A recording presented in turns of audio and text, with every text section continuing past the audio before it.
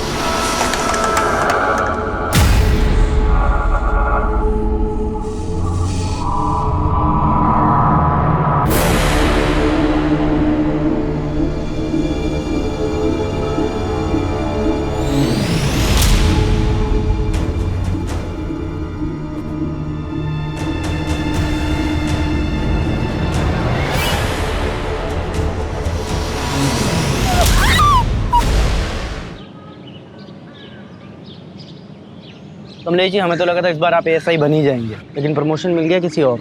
अरे भाई, जब हम पुलिस में भर्ती हुए थे ना, तभी हमको पता चल गया था ये पुलिस की नौकरी मतलब थैंकलेस काम है। हम ऐसा नहीं सोचते हैं। ये एएसआई बनने में जो है रिपोर्ट लिखने का झंझट है। हमारे लिए फील्ड का काम अच्छा है।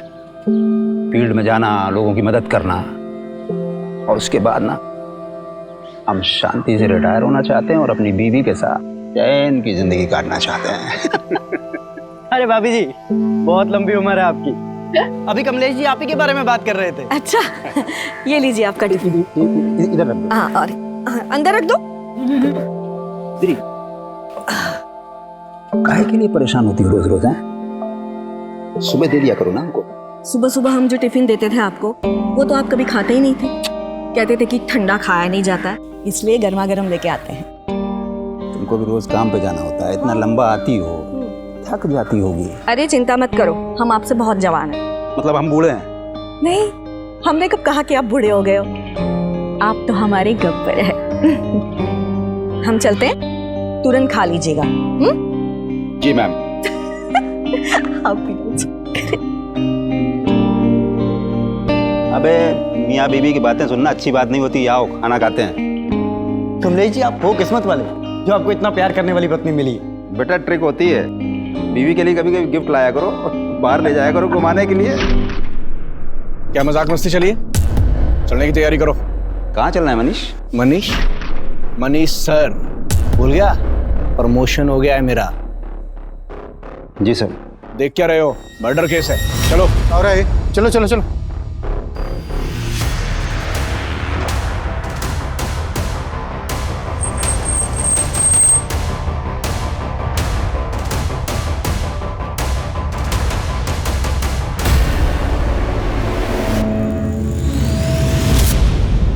सर, लड़की पर पत्थर से वार करके मारा गया है। वो तो देख के पता ही चल रहा है। और तुम यहाँ क्या कर रहे हो? इधर उधर देखो, कुछ मिलता है तो जाओ।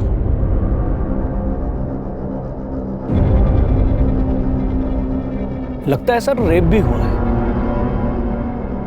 वो तो पता चल ही रहा है, कपड़े फटे हुए हैं इसके। जी सर, मैं इधर देखता हूँ कुछ। और सर, आसपास कुछ भी काम का नहीं मिला है सर। सर जारी रखो और लड़की की पहचान जल्द से जल्द करने की कोशिश करो। सबके काम में डिसाइड करूं या फिर आपस में डिवाइड कर लोगे? हो जाएगा सर। गुड। और ये अपनी पर्सनल खर्च ना साइड में रखो, क्राइम की संजीदगी को समझो। ओके? वो लाश मिले 12 घंटे हो चुके थे, लेकिन उसकी पहचान का कोई क्लू नहीं मिला था। ये केस ऐसे रहस्यों में दबा था जो पुलिस की नींद उड़ाने वाले थे।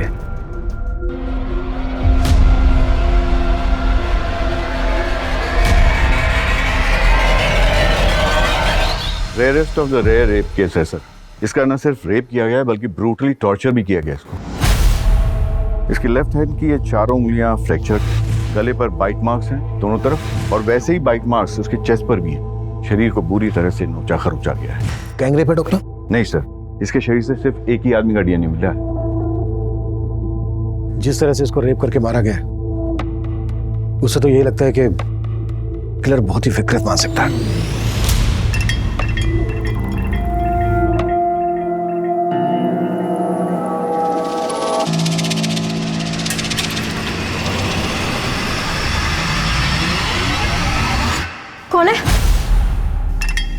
डर गई क्या? हाँ? तुम पी के आए हो? अरे मैंने तो सोचा था तुम ड्यूटी पर हो गया, आज से नाइट शिफ्ट थी ना तुम्हारी। मेरे पीछे अयाशी करने से बाज नहीं आते तुम। तो तुम यही चेक करने के लिए आज रात ऑफिस ही नहीं गई? हाँ, मुझे तुम्हारी तरह जासूसी करने का कोई शौक नहीं है। हाँ। अरे नाराज हो? बोला ना, पीने के बाद मुझे छुआ मत करो।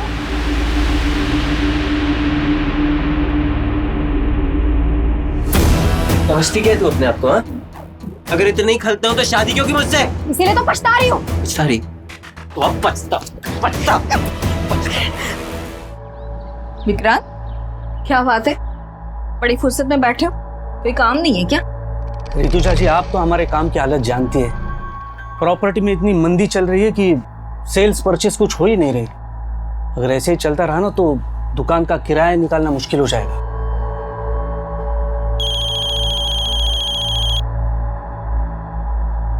हेलो मैम, आप मेरी हेल्प करने के लिए जल्दी से आ जाइए। वो मुझे परेशान करने फिर से आ गया है। तुम रो मत, मैं आ रही हूँ।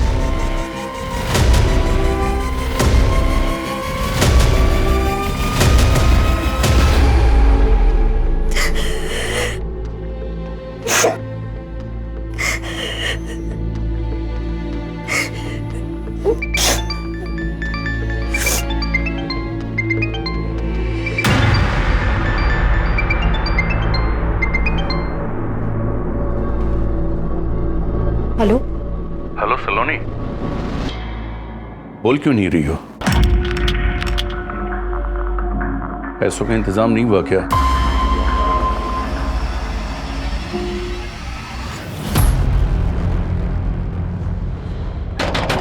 दरवाजा खोलो! दरवाजा खोलो! विजेता, हम हैं। ऋतुजा, खोलो। बेटा, ए, नाटक मत कर, समझी ना? अब भी तुम्हें एक घर को छोड़कर जाना पड़ेगा। अरे ऐसा कैसे घर छोड़ना पड़ेगा? ये सारी गलती आपकी है। हमारी? जी। अरे ब्रोकरेज के लालच में आकर आप ऐसे किराया दर दी हमको, जिसका रेप हो चुका था। इस लड़की का रेप हुआ है तो इसमें इस बेचारी का क्या दोष? एक बात कान खुलकर सुन लीजिए, एग्रीमेंट के लॉकिंग टाइम तक आपने इसको जरा भी परेशान किया ना, अंदर करवा दूंगी। सर, मैंने केस सेक्स ऑफेंडर्स को राउंड अप किया है, सबका रिमांड चालू है, लेकिन किसी ने मुंह नहीं खोला है। जब तक इस लड़की की पहचान नहीं पता चल जाती तब तक यह केस आगे नहीं बढ़ पाएगा। सर, मैंने भी आसपास के थानों में पता किया, कहीं किसी लड़की की मिसिंग की कंप्लेंट नहीं मिली। तो हाथ पे हाथ रख के बैठ जाओ। नहीं सर, मैं सर्चिंग चालू है। सर, मैंने कमलेश को सुपरवाइज करने के लिए कहा, लेकिन उसने कोई अपडेट ही नहीं दिया। अगर वो अपडेट नहीं देगा तो तुम फोन करके उससे नहीं पूछोगे? नहीं सर, मैंने उसको फोन किया था, लेकिन सर उसने उठाया नहीं। हाँ कमलेश, बोलो। सर, मेघनगर के किराने वाले ने उस लड़की का फोटो आइडेंटिफाई किया है। वो लड़की उसी की दुकान से राशन खरीदती और पास में ही अपने पति के साथ किराए पर रहती है। हम वहीं जा रहे हैं सर। तुरंत एड्रेस भेजो, हम भी वहीं पहुंचते हैं। किशोर, गाड़ी निकलो। मनीष, जिन लोगों को राउंड अप किया है उगलवाओ उनसे।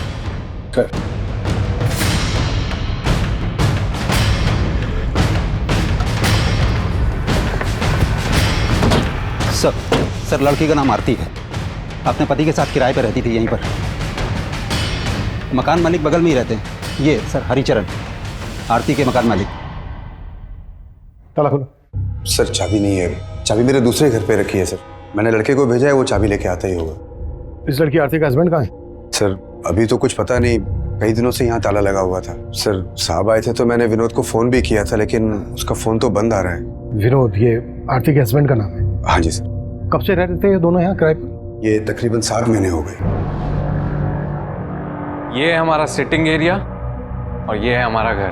पसंद आया तुम्हें?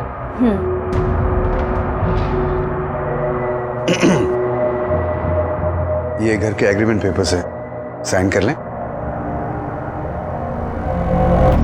विनोद की पत्नी का इतनी बुरी तरह से रेप हुआ है, मर्डर हुआ है।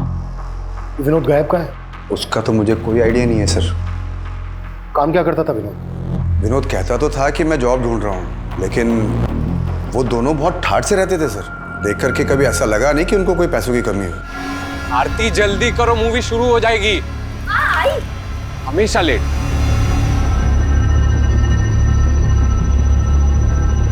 हमेशा कैब से आना जाना, कोई ना कोई फूड डिलीवरी वाला हमेशा गेट पे खड़ा दिखता था। लेकिन सर चौथे पांचवें महीने फिर उन्होंने मेरा किराया नहीं दिया, तो मैंने साफ साफ बोल दिया मेरा मकान खाली कर दो भाई। तो आरती ने एक साथ 6 महीने का किराया मुझे दे दिया। पूरे 6 महीने के? जी। ये चोट कैसी लगी आपको? विनोद से कोई झगड़ा हुआ था क्या?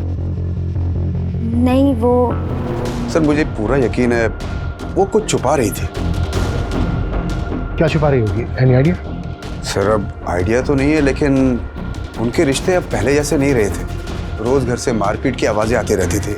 मुझे पूरा यकीन है कि विनोद आरती पे हाथ उठाने लग गया था। ये कहाँ के रहने वाले थे दोनों? सर वो एग्रीमेंट जो है मेरे पास, उसमें पूरा डिटेल एड्रेस मिल जाएगा सर उनका। एग्रीमेंट से सारी डिटेल्स ले लो, एड्रेस, दोनों के फोन नंबर। सर चाबी।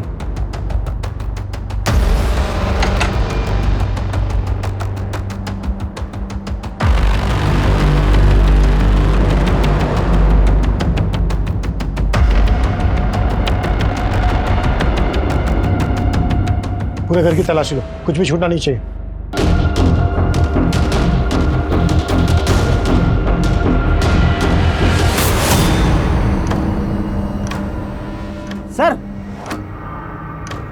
सर कहीं ऐसा तो नहीं कि आरती के पति ने उसका यहाँ पर मर्डर किया हो और फिर लाश जंगल में ले जाके डंप कर दी? लेकिन लड़की के साथ इतना ब्रूटल रेप हुआ, वो यही हुआ होगा। किशोर, ये ब्लड सैंपल फोरेंसिक को भिजवा, पता करो कि ये ब्लड आरती का ही है। गुड जॉब कमलेश, तुमने काफी जल्दी लड़की की पहचान पता कर ली। सर ये एग्रीमेंट आरती के पति विनोद के नेटिव एड्रेस। हो सकता है विनोद यहीं जाकर छुपा हो, चल के पता करते हैं। किशोर, तुम आरती और विनोद के बारे में पता करो, क्या वाकई में उनका रिश्ता इस हद तक पहुंच गया था कि विनोद ने अपनी पत्नी के साथ इतनी बुरी तरह से रेप किया, मर्डर किया, या फिर कहानी कुछ और है?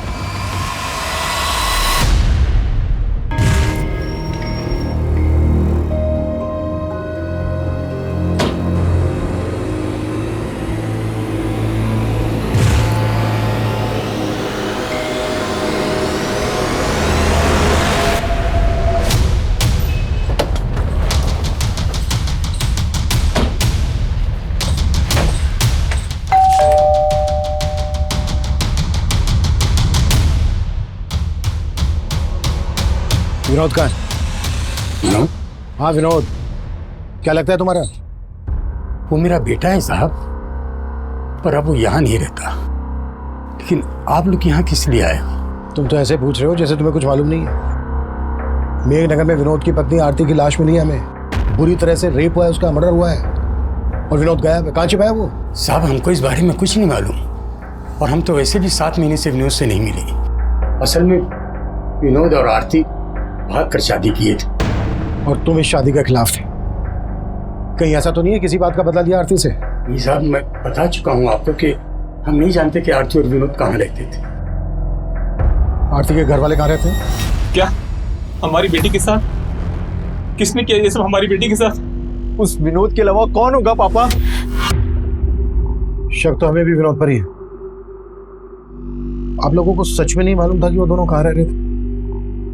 क्या फिर आप लोग हमसे कुछ छुपा रहे हैं? हम आपसे क्या छुपाएंगे साहब, हम तो खुद पिछले 7 महीनों से बेटे का शक्ल देखने को तरस गए थे। उसने आरती को इतना बरगलाया था कि हमारी बेटी यहाँ से अपनी माँ के सारे गहने, रुपए, पैसे लेके उसके साथ भाग गई थी साहब। अब जब हमारी बेटी से उसका मन भर गया होगा तो उसने उसका ये हाल किया। हमें उस पर पहले से शक था साहब, वो सही आदमी नहीं था, लेकिन आरती नहीं मानी, वो हम सबको छोड़ के चली गई साहब। सर, आरती और विनोद, हम दोनों के घर वालों का भरोसा नहीं कर सकते हैं। ऑनर किलिंग का भी एंगल हो सकता है। उससे लगता नहीं है कि आरती के घर वालों का हाथ होगा। हो सकता है विनोद के घर वाले इसमें इन्वॉल्व हो। फिर भी दोनों फैमिलीज की एक्टिविटीज पे नजर रखो और विनोद के घर वालों के फोन नंबर सर्विलेंस पे डाल दो। शायद विनोद अपने घर वालों से कांटेक्ट करने की कोशिश करें। Yes sir.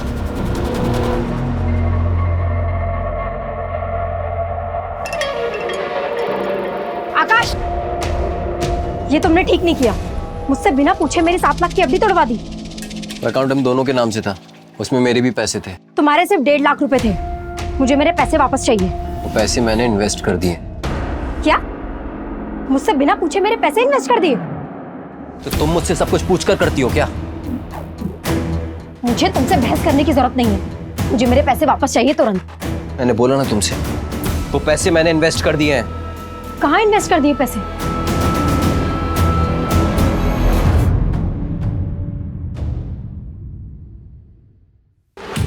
सुनो, तुम जल्दी से छुप जाओ, कहीं भी जल्दी करो, छुप जाओ।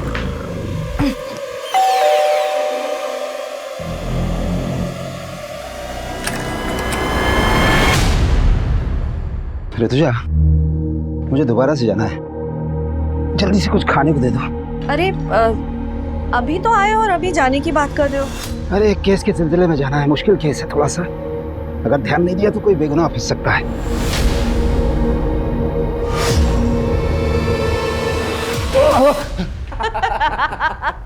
देखा मम्मी, पुलिस वाले भी डरते हैं। आप डर गए ना पापा? लेकिन अचानक हॉस्टल से तू यहाँ पर कैसे आ गया? अरे पूरे 3 महीने बाद आया है और ये मंडे फिर से चला जाएगा। हाँ वो सब तो ठीक है, लेकिन तेरी पढ़ाई ठीक चल रही है ना? पापा आप तो पढ़ाई की बात मत करो ना, हम आप ही का वेट कर रहे थे। बहुत जोरों की भूख लगी है, मम्मी खाना खिलाओ ना। चलो चलो, मुझे भी जाना है।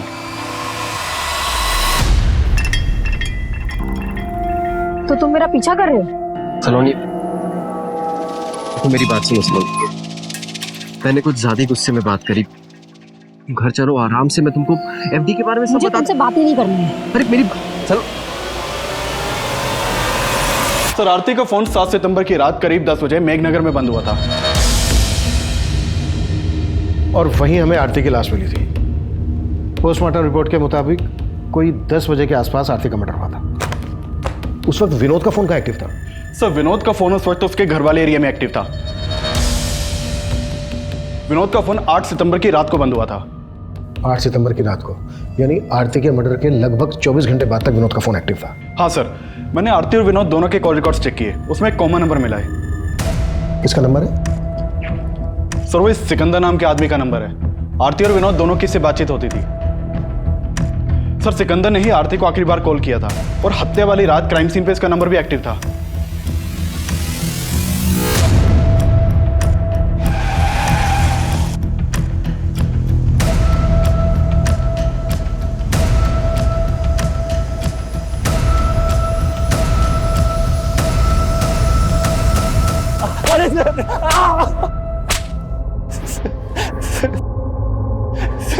सर मैं सच कह रहा हूँ, मैंने आरती के साथ कुछ नहीं किया।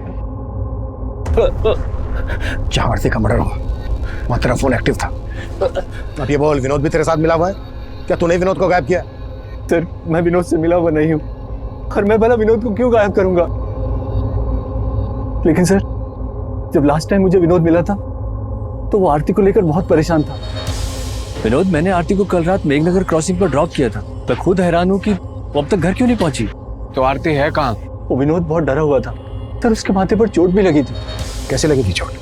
ये तो उसने बताया नहीं, शायद कुछ छुपा रहा था। लेकिन सर, लगता है कि आरती को लेकर कोई झगड़ा हुआ होगा। ये कहानी सुना के भटका रहा है हमें। सर मैं सच बता रहा हूँ, मैंने कुछ नहीं किया।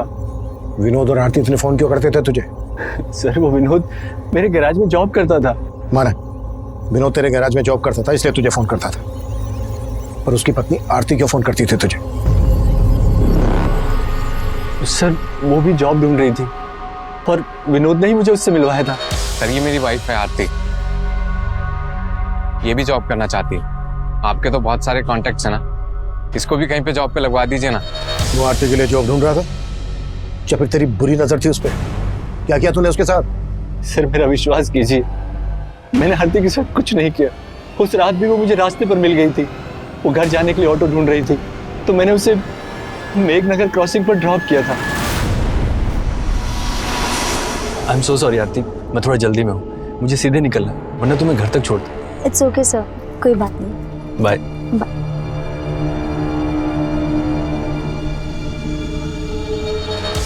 उसके बाद क्या हुआ मुझे कुछ नहीं पता सर।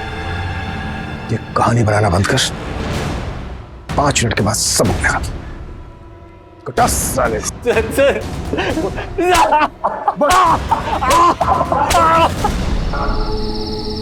Auto auto.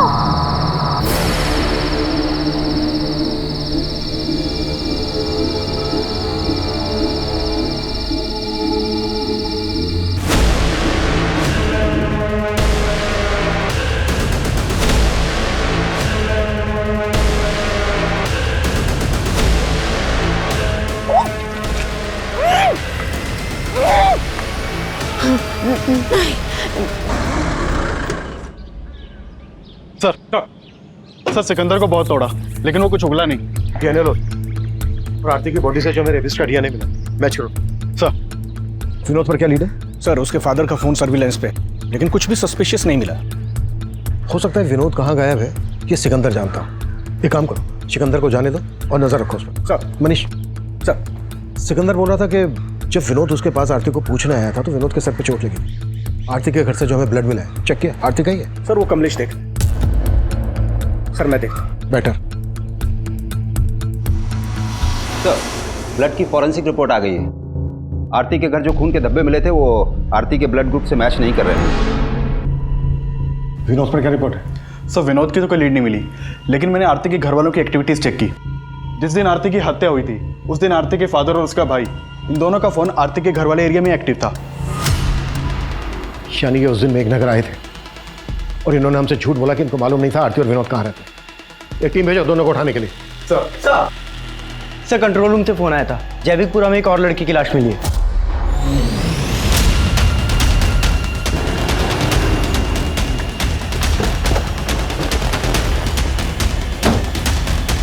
पीछे हो जाओ। सलोनी की लाश को देखते ही पुलिस को लगा था कि शायद सलोनी की हत्या आरती की हत्या की मोडस ऑपरेंडी इस्तेमाल करके की गई है। आरती की तरह सलोनी के साथ भी दुष्कर्म किया गया था और फिर उसे पत्थर से कुचलकर मार दिया गया था। सलोनी का पति आकाश भी शक के घेरे में था और पुलिस सलोनी और आकाश से जुड़ी हर जानकारी जुटा रही थी। वहीं आरती के केस में आरती के पिता और भाई की भूमिका भी संदिग्ध नजर आ रही थी। तुम दोनों ने बोला था कि तुम दोनों को पता नहीं था कि विनोद और आरती कहाँ रहते थे। 7 सितंबर को तुम दोनों मेघनगर में थे जहां आरती रहती थी।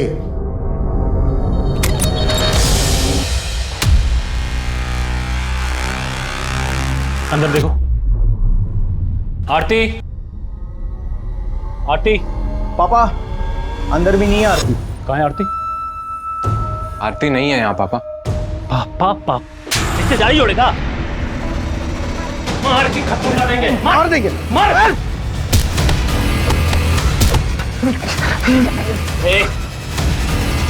कहाँ है हमारी बेटी? मुझे नहीं मालूम है। ये नहीं मानेगा ये। फोन कहाँ है इसका? आरती का नंबर होगा। आरती तू कहाँ है बेटा?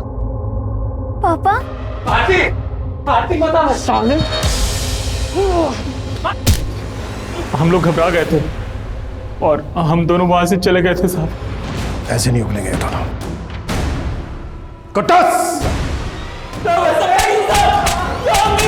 इन पैसे भरोसा नहीं कर सकते। इनका भी डीएनए लो और रेपिस्ट के डीएनए से मैच करवाओ।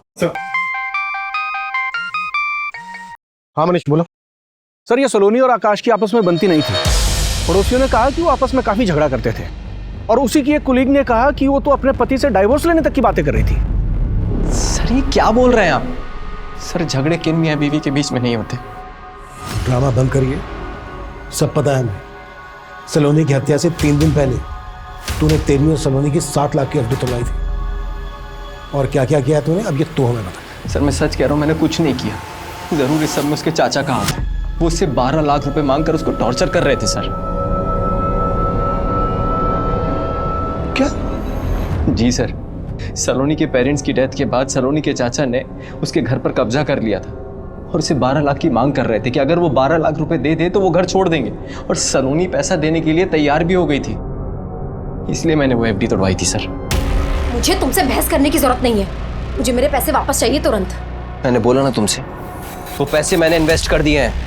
देखो आकाश, प्लीज मुझे मेरे पैसे वापस कर दो। मुझे चाचा को 12 लाख रुपए का इंतजाम करके देना है। वो तुम्हारा अपना घर है, अपने घर के लिए तुम 12 लाख क्यों दोगी? वो पैसे तो मैंने बचा लिए, लेकिन बाद में मैंने चेक किया तो घर से सलोनी के गहने गायब थे। घर से सलोनी के गहने गायब और ये बात तू हमें अब बता रहा है? सर मैंने कल रात में ही चेक किया था। अरे ऋतुजा जी, आइए आइए। दरअसल हम आप ही के बारे में इनसे बात कर रहे थे। अच्छा, हाय विष्णु, नमस्ते, बैठिए। Nice to meet you. वैसे विक्रांत भाई आपके बारे में बड़ी तारीफ कर रहे थे। अच्छा, दरअसल वो अपना दफ्तरगंज वाला एरिया है ना, वहाँ की जमीन इन्हें पसंद है, खरीदना चाहते हैं। बस इनकी एक छोटी सी डिमांड है। डिमांड? जी, और वो डिमांड सिर्फ आप ही पूरी कर सकती हैं। लेकिन आपकी डिमांड क्या है?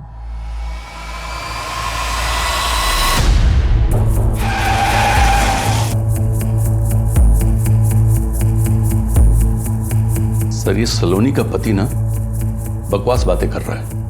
लेकिन ये घर तो सलोनी के पिता के नाम पे था ना, तो उनके मरने के बाद लीगली ये घर सलोनी का होगा। आप यहाँ क्या कर रहे हैं? मैं यहाँ क्या कर रहा हूँ? अरे हम यहाँ पे रह रहे हैं, इसका मतलब ये नहीं है कि हमने कब्जा कर लिया है। लेकिन सलोनी के ना रहने से कब्जा तो आप ही का होगा ना। सर, आपके कहने का मतलब क्या है कि हमने सलोनी का हत्या करवा दिया? ऐसा हो भी सकता है। वैसे सलोनी से 12 लाख किस बात के मांग रहे थे आप? सर, सलोनी के पिता की तबीयत हमेशा खराब रहती थी और उनकी बीमारी का सारा खर्च हमने उठाया था, और इसीलिए मैं सलोनी को बार बार फोन करके ये बताया करता था कि मेरे 12 लाख मुझे लौटा दो और ये घर का कब्जा ले लो, और वो तैयार भी थी मुझे पैसे देने के लिए। लेकिन उसका पति ना, मैं जानता हूं, वही उलूल जुलूल की बातें आप लोगों के कान में फूंक रहा है। उसका हिसाब हम कर लेंगे। आपको हमारे साथ चलना होगा, आपका भी डीएनए होना है। मेरा? सर, सलोनी का पोस्टमार्टम रिपोर्ट मैंने बहुत ही क्लोजली एग्जामिन किया है, और आरती और सलोनी के दोनों की हत्या में एक ही जैसी सिमिलैरिटीज हैं। जैसे सर पे पत्थर मार करके इनकी हत्या की गई, उसके अलावा लेफ्ट हैंड की चारों उंगलियां फ्रैक्चर, और फिर ये गर्दन पर बाइट मार्क्स। डॉक्टर, सलोनी की बॉडी पे जो रेपिस्ट का डीएनए मिला है, वो डीएनए आरती की बॉडी पे मिले डीएनए से मैच करता है क्या? सर, वो तो डीएनए रिपोर्ट आने के बाद ही क्लियर हो पाएगी। और मेरा मानना है सर कि दोनों का रेपिस्ट और कातिल एक ही आदमी है। वो इसलिए क्योंकि अगर आप गौर से देखें तो इन दोनों के गर्दन पे जो बाइट मार्क्स हैं बिल्कुल एक जैसे हैं। इसका मतलब आरती के रेप और मर्डर के लिए हम जिन लोगों पर शक कर रहे हैं वही सलोनी के रेप और मर्डर के सस्पेक्ट है। कमलेश सर, चेक करो, ये आरती और सलोनी एक दूसरे को जानती थी क्या? इन दोनों में कुछ कॉमन कनेक्शन है क्या? काफी कोशिशों के बावजूद पुलिस को सलोनी और आरती के बीच में कोई कॉमन कनेक्शन नहीं मिल रहा था, लेकिन यह साफ लग रहा था कि इन दोनों लड़कियों के साथ दुष्कर्म करने वाला और उनकी हत्या करने वाला आदमी एक ही था।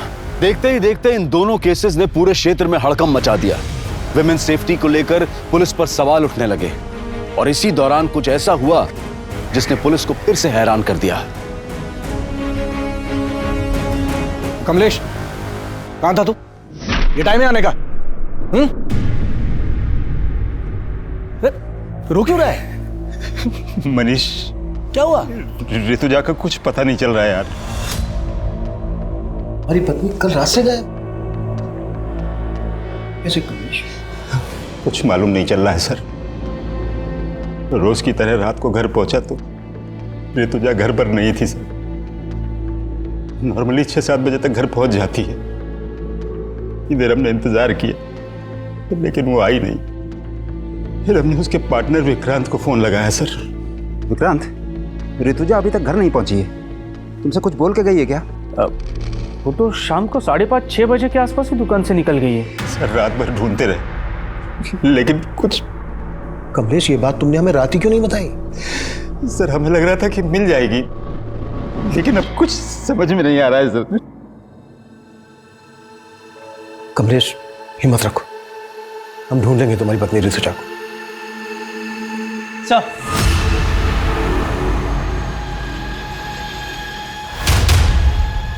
हाँ अमित, बोलो। हाँ सर, वो आरती के पति विनोद का फोन कानपुर में ऑन हुआ था। कानपुर पुलिस से कांटेक्ट करो, इसकी अपडेट दो, शायद वहां से हमें कोई लीड मिल जाए। सर,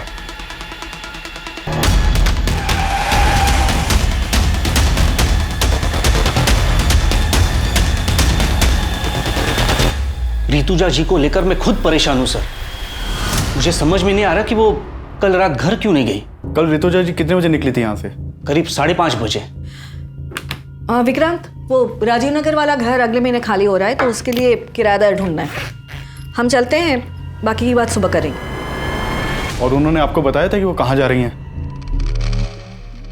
नहीं सर, बताया तो नहीं था, लेकिन मुझे तो लगा कि वो घर ही गई होंगी। आपको किसी पे शक है?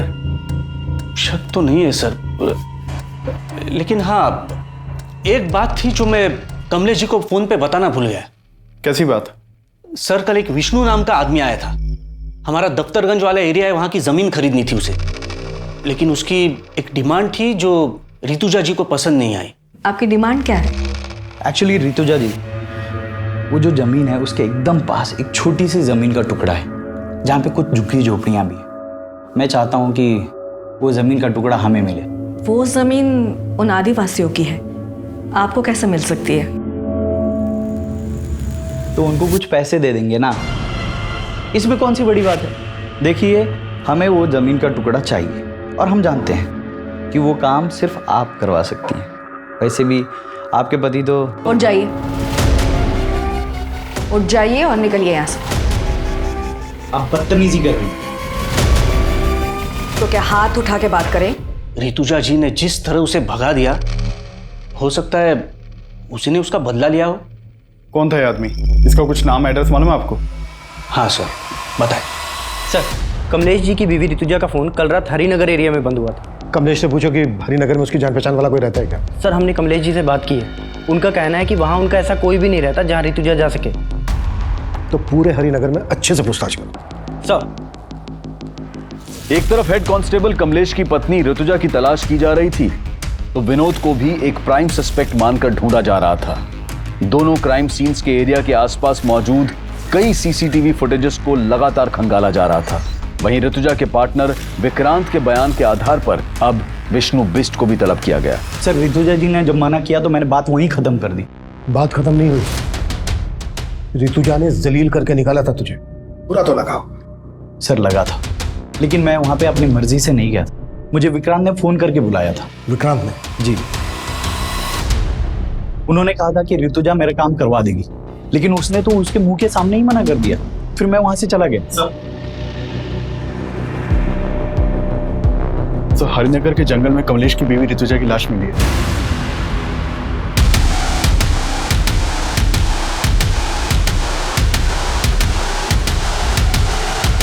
पीछे पीछे पीछे।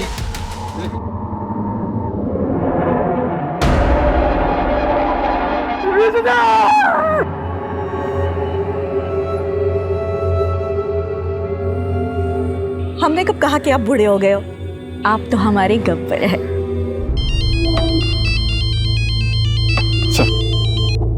हेलो, ठीक है सर, विनोद कानपुर में पकड़ा गया है।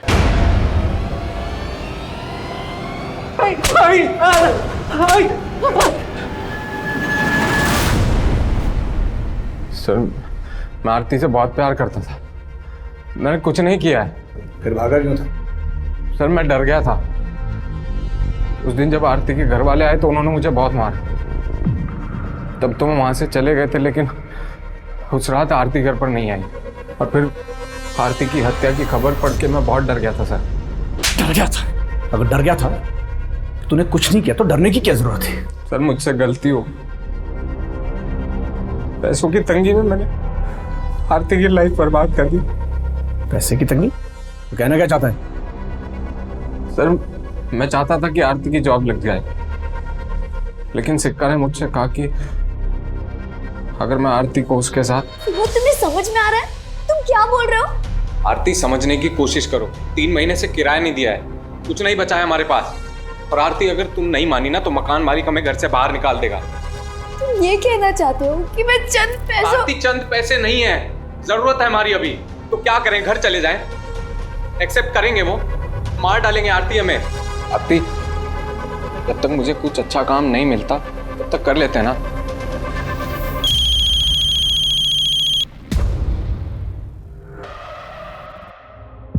हेलो आरती, तू कहाँ है बेटा? पापा। आरती, आरती बता सामने।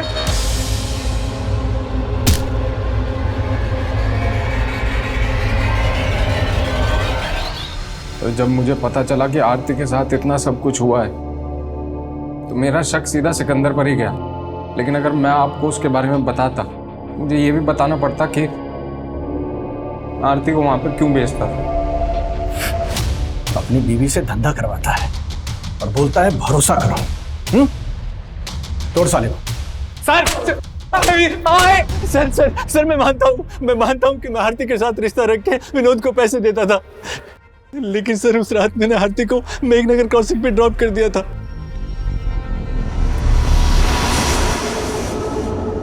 उसके बाद आरती के साथ क्या हुआ मुझे सच में कुछ नहीं मालूम सर। आरती के अलावा और किन किन लड़कियों के साथ रिश्ता है तुम्हारा?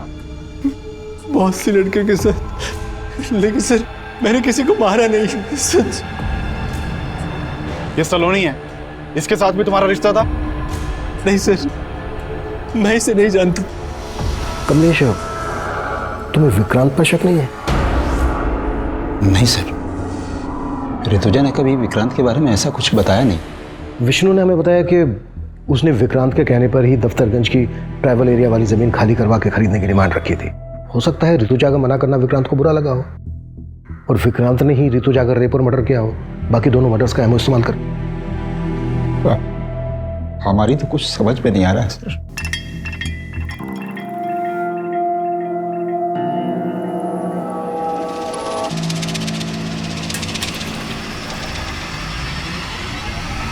सर मैंने दोनों क्राइम सीन के आसपास की सीसीटीवी फुटेज चेक की, उसमें एक कॉमन आदमी नजर आया है। ये देखिए सर, ये आदमी मेघनगर में आरती के पीछे जाता हुआ दिख रहा है और जैविकपुरा में सलोनी के पीछे है। कौन ये आदमी? सर खबरियों से पता लगवाया मैंने, ये एक चरसी है, नशे के लिए चोरी लूट करता है, हमने इसे उठवा लिया है। सर मैंने किसी को नहीं मारा सर। सर मामूली सा चोर हूँ सर, रेप नहीं किया सर मैंने। सर मैंने कुछ नहीं किया सर। कुत्ता। सर नहीं। सर वो चरसी भी कुछ नहीं हुआ है। उसका वीडियो ले लो और ऋतुजा के मर्डर के दौरान कमलेश की एक एक एक्टिविटीज चेक करो। सर। किशोर, तीनों विक्टिम्स का कातिल अभी तक पकड़ा नहीं गया है। वो जल्द से जल्द हमारी गिरफ्त में होना चाहिए, इससे पहले कि वो किसी और को अपना शिकार बनाए।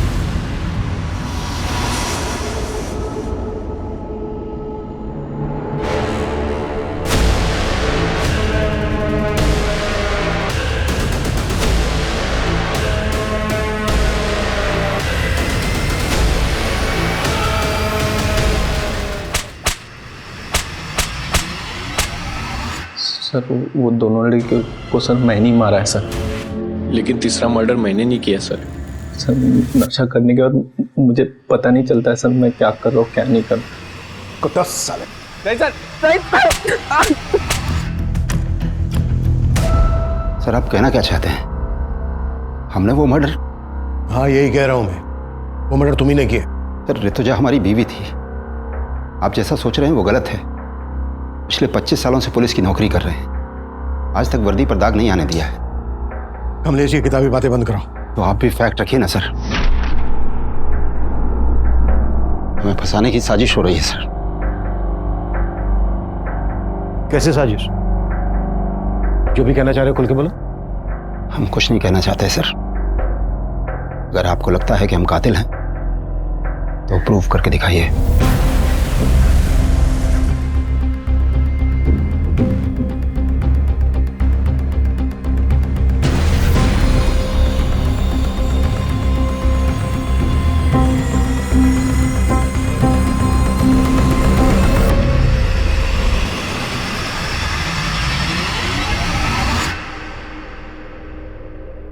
हेलो डॉक्टर, ऋतुजा की पोस्टमार्टम रिपोर्ट का क्या स्टेटस है? Are you sure doctor?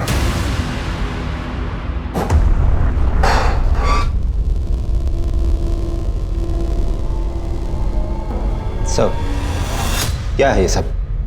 इतने सालों काम करने की तुम प्रूव करने की बात कर रहे थे ना, अब हम प्रूफ के साथ आए हैं। कहना क्या चाहते हैं आप? वो ये कि तुम्हारी पत्नी ऋतुजा की बॉडी पे जो खरोंच के निशान मिले हैं वो आरती और सलोनी की बॉडी पे मिले खरोंच के निशान के जैसे तो हैं, लेकिन एक ही आदमी ने नहीं बनाए। कुछ समझा नहीं। ऋतुजा की बॉडी पर खरोंच के निशान पर्पसली बनाए गए। आरती और सलोनी की बॉडी पर जो खरोंच के निशान मिले हैं वो तब बने जब वो जिंदा थी। अभी बात हुई मेरी डॉक्टर से, डॉक्टर का कहना है कि ऋतुजा के गले पे जो बाइट मार्क है वो आरती और सलोनी के गले पे मिले बाइट मार्क से बिल्कुल अलग है, मतलब अलग आदमी का है। डॉक्टर ने यह भी बताया कि ऋतुजा का रेप नहीं हुआ था, जबकि आरती और सलोनी का रेप हुआ था।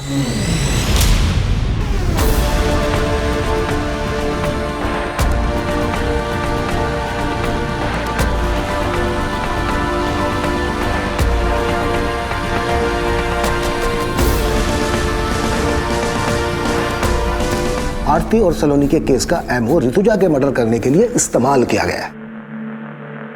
अब सवाल यह बनता है कि आरती और सलोनी के केस के एमओ की बारीकी हमारी टीम और पोस्टमार्टम डॉक्टर के अलावा किसी और को तो मालूम नहीं थी। हमने ना ही किसी अखबार में दिया, ना ही सोशल साइट पर। यह एमओ कुछ ज्यादा ही परफेक्टली इस्तेमाल किया गया, इसलिए हमें तुम पर शक हुआ। और हमने जब तुम्हारे घर पे नजर रखी तो हमें कलसी नाम की लड़की के बारे में पता चला। रिश्तेदार है ना तुम्हारी। हमने कलसी और तुम्हारे बेटे सरंत दोनों को उठवा लिया। सर, हम और सारंत एक दूसरे को बचपन से जानते हैं। हम अपनी सारी प्रॉब्लम्स हमेशा सारंत के साथ ही शेयर करते थे और हमें पता ही नहीं चला कि हम कब एक दूसरे के करीब आ गए। तुम दोनों तो कजन हो ना, फिर भी। सर, हमसे एक बार भूल हो गई थी।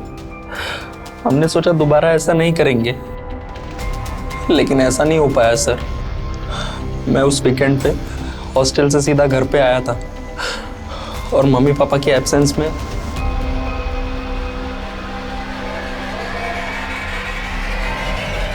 सारंग, बेशरम, शर्म नहीं आई तुझे? हाँ, कजिन हो तुम उसकी, बड़ी बहन हो।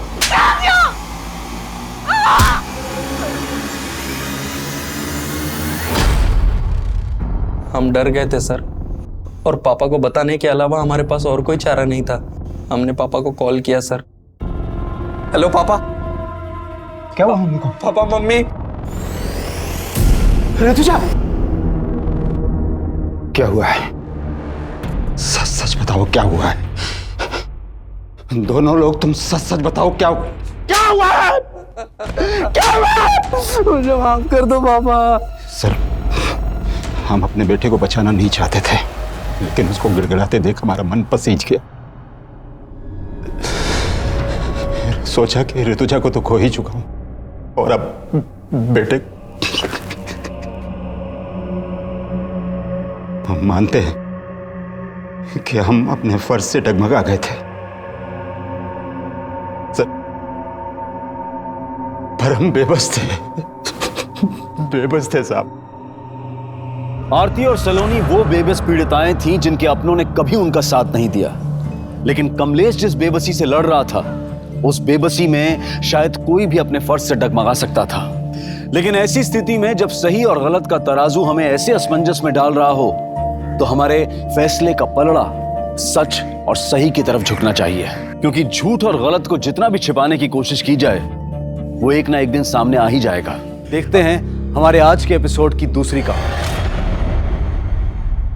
देश को आजाद हुए 73 साल हो गए, लेकिन फिर भी रोज सुबह अखबारों में महिलाओं से जुड़े अपराध की डरावनी और चौंकाने वाली खबरें पढ़ने को मिलती हैं।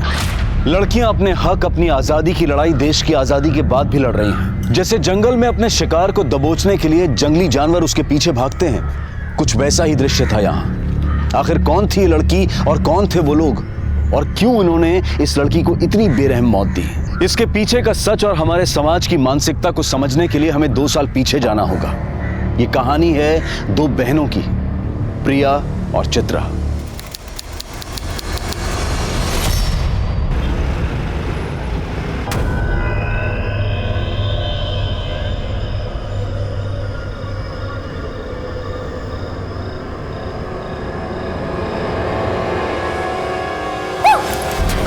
किसका वीडियो देख रही है ताई? जीजू का वीडियो? नहीं नहीं नहीं, कुछ ताई, रुक रुक रुक रुक रुक। अरे देख तेरी आंखों के नीचे डार्क सर्कल्स। लगता है जीजू तुझे पूरी रात सोने नहीं देते। चल ये सारी बातें छोड़, वैसे आज तक तेरे और जीजू के बीच में क्या क्या हुआ है? अरे बता ना ताई, बता ना। प्रिया, सच बताऊं? हाँ बता। इधर आ मेरे साथ। तेरे जीजू और मेरे बीच आज तक कुछ भी नहीं हुआ है, बल्कि वो तो रात भर कमरे में आते ही नहीं है। अकेली कमरे में सोती हूँ। ताई देख, तू बुरा मत मान, मुझे ना जीजू का बर्ताव थोड़ा ठीक नहीं लग रहा। हो सकता है उनका कोई अफेयर हो।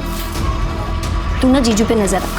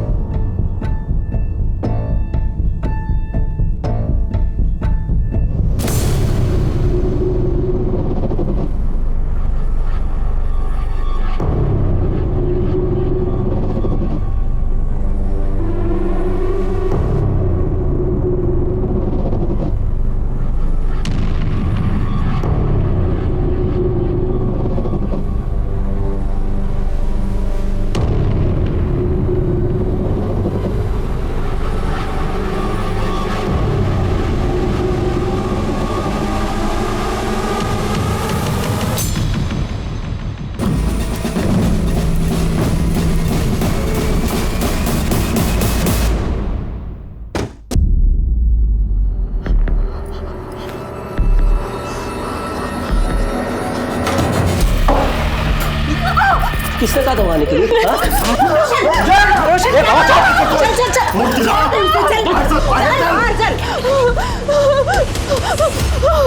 शांत हो शांत हो। आता सांग काय झालंय? क्यों मार रहा था बहू को? बाबा तुम्ही मध्ये पडू नका, ये हमारे पति पत्नी के बीच की बात है। रोशन, मैंने कहा था ना आपसे, उस लड़की में जरूर कुछ खोट है। जब चाहो मंदिर में बैठी रहती है, बड़बड़ाती रहती है। उसके आस पड़ोस के लोग भी उसके बारे में अच्छी बातें नहीं करते हैं। उसको कैसे आपने पसंद किया, देवत जाने बाबा। रुक्मिणी,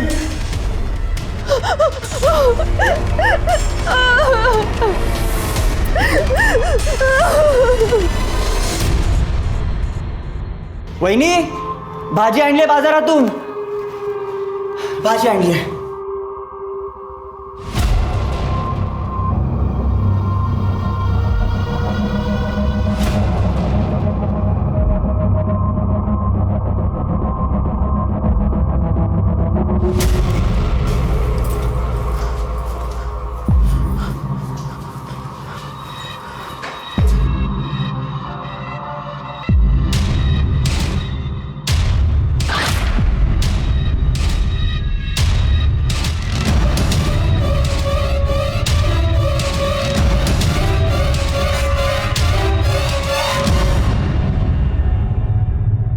तुला काय वाटलं तू यहाँ कुछ भी करेगी और हम देखते रहेंगे? सच सच बता क्या कर रही थी, वरना पूरे गांव को बता दूंगी मैं।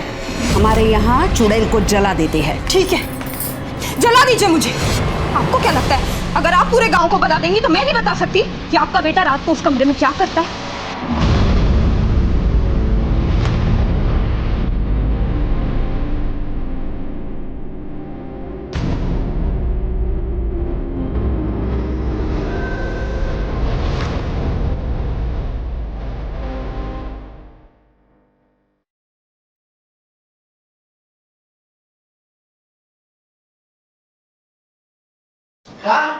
चित्रा, कहाँ है तू? चित्रा कहाँ है थी?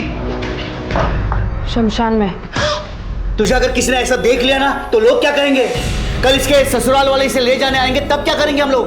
बाबा मैं कहीं नहीं जाऊंगी, यहीं रहूंगी। बेटा मेरी बात सुन, आइक वहां से बेटा। किसी को नहीं छोड़ूंगी, सबको सबक सिखाऊंगी। क्या कर रहे हो आप? मगस पसंद बोल तो तुला कळत नहीं का? तेरी शादी में कितना खर्चा हुआ मालूम है तुझे? दहेज में कितना पैसा दिया मालूम है तुझे को? मेरे सर पर कितना कर्जा हुआ है, कम से कम इस बात का तो लिहाज कर। सुन, प्रिया की शादी होनी है, अगर तू ऐसा करेंगी तो उसकी शादी कैसे हो पाएगी? आप दोनों समझ क्यों नहीं रहे हो? नहीं जाना मुझे वहाँ। वो रोशन बिल्कुल अच्छा लड़का नहीं है, मैं खुश नहीं हूँ वहाँ, मैं नहीं जाऊंगी। चित्रा, चित्रा आओ, हाँ वो कृष्णा जी और रुक्मिणी जी को बुला लो। हो आता तेच केलं पाहिजे, कारण चित्रा काय ऐकत नाही आपलं।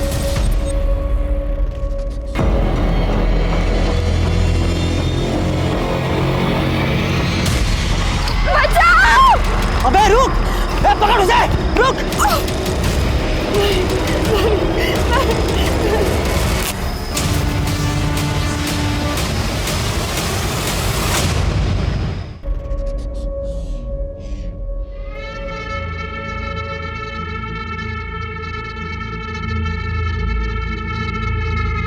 चित्रा बेटी, चित्रा बेटी मेरी बात सुनो, अब गुस्सा छोड़ दो। छोड़ दो मुझे, सुना नहीं। क्या हुआ चित्रा बेटा, सुनो। छोड़ मुझे। क्या कर रही हो तुम? क्या कर रही हो तुम? चित्रा, ये क्या है ये?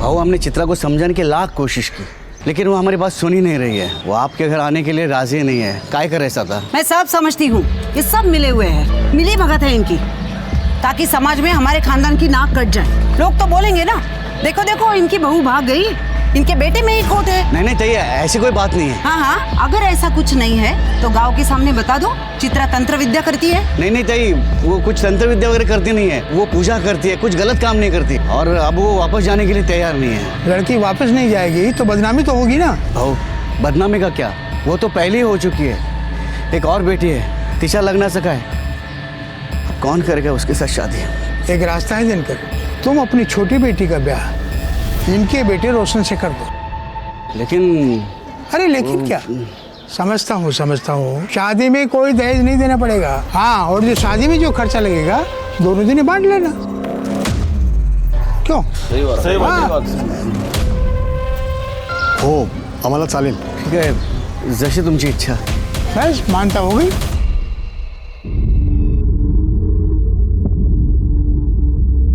प्रिया, तू सच में रोशन से शादी करने जा रही है? प्रिया मेरी बात सुन, रोशन अच्छा लड़का नहीं है, तू वहां खुश नहीं रहेगी।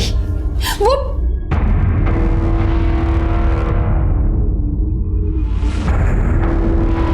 हाँ तो सही है।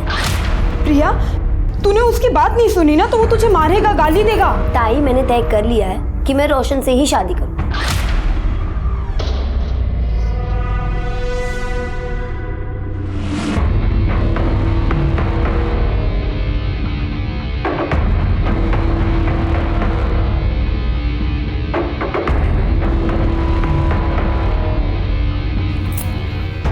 क्या कर रही है तू?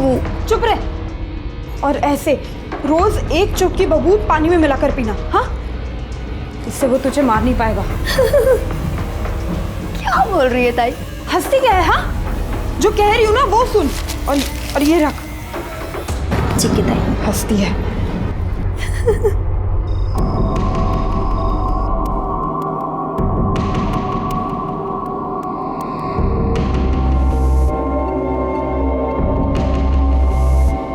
तुम्हारी बहन ने तुम्हें मेरे बारे में तो सब कुछ बता ही दिया होगा, और अगर नहीं बताया तो सुन लो, रात को जब तुम इस कमरे में सोने आओगी तो उसके बाद तुम इस कमरे से बाहर नहीं निकलोगी। सुबह तक तुम कुछ देखोगी या तुम कुछ सुनोगी, और अगर ये सब कुछ तुम ठीक तरीके से करती हो तो तुम्हें कोई परेशानी नहीं होगी। ये वादा है मेरा।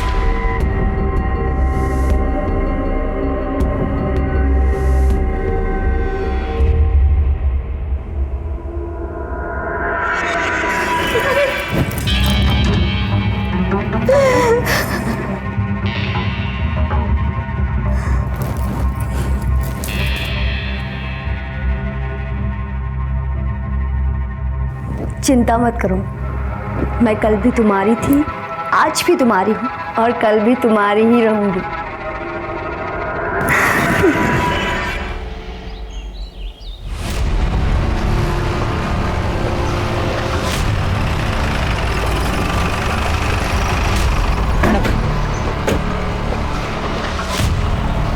हटिए आप लोग, चलिए हटिए, चलिए चलिए दूर चलिए, चलिए साइड होइए, सबको पीछे करो।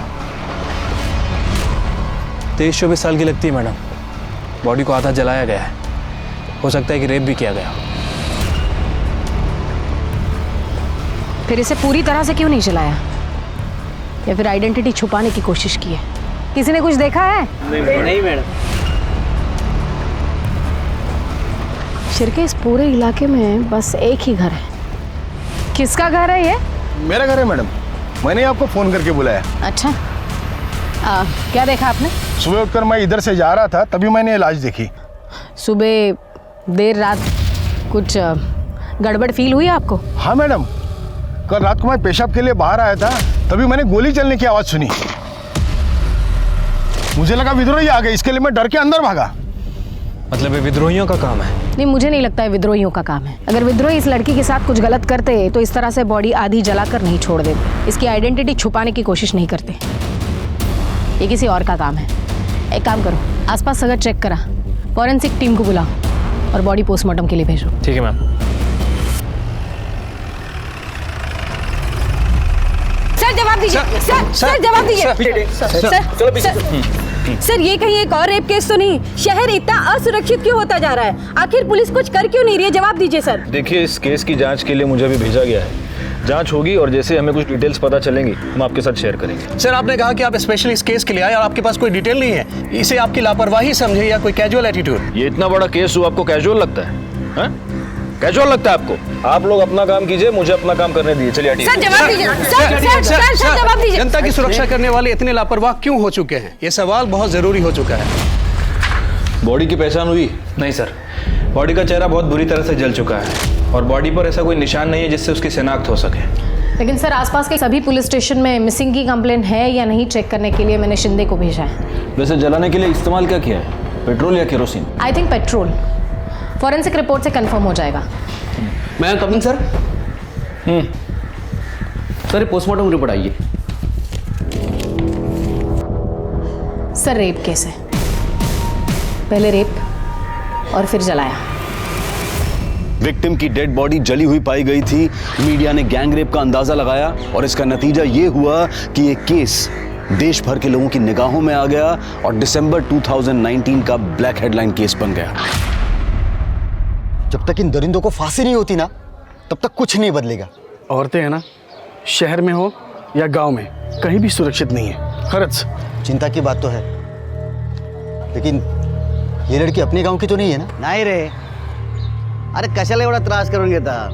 यहाँ सब कुशल मंगल है। गणपति बाप्पाचा आशीर्वाद आहे ना आपल्या पाठीशी। हमारी भाऊ बेटियों के साथ ऐसा अनर्थ नहीं होगा। पण जे झालंय ना ते भयानक झालंय। खून खोलता है ऐसी हैवानियत देखकर। लेकिन दादा, तू तो मिलिट्री में था ना? तेरी बेटियों के साथ अगर ऐसा हुआ तो तू तो सीधा गोली मार देता ना, हो कि नहीं? ये पोस्टमार्टम रिपोर्ट मीडिया को लीक किसने की? विक्टिम का रेप करके उसे जलाया गया है, ये बात मीडिया को कैसे पता चली? आपको पता है हमारी एक गलती की वजह से मर्डरर हमारे रडार से हमेशा हमेशा के लिए दूर निकल जाएगा। काय शिर्के, बोला। सर, हमारी तरफ से इंफॉर्मेशन लीक होना इम्पॉसिबल है सर। तो फिर कैसे पता चला मीडिया को? मैं कमिंग सर। हाँ, काय? सर पीएम रिपोर्ट डॉक्टर ने लिखी है, सभी चैनल पर उसी का ही इंटरव्यू चल रहा है। लाओ सर।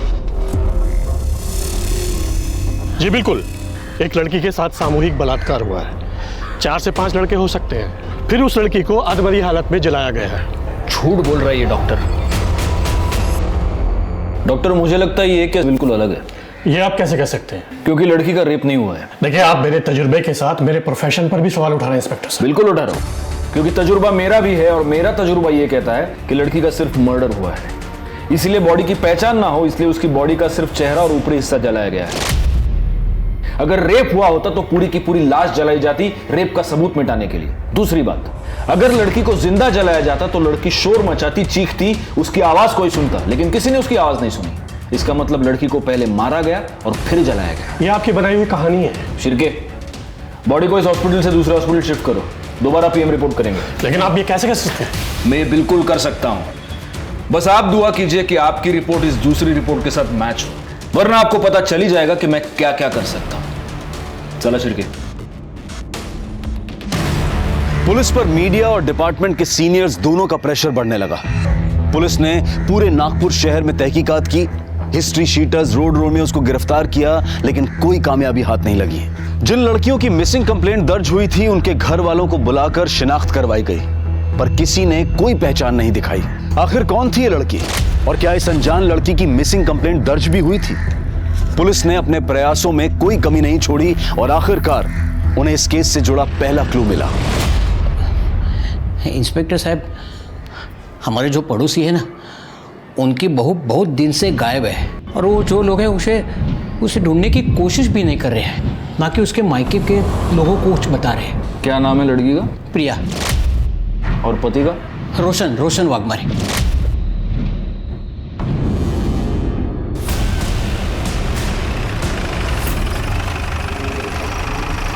जो भी है वो सच सच बता दो। पुलिस को गुमराह करने की कोशिश मत करना, वरना हमारे पास बहुत तरीके हैं सच उगलवाने के जो आप सह नहीं पाओगे।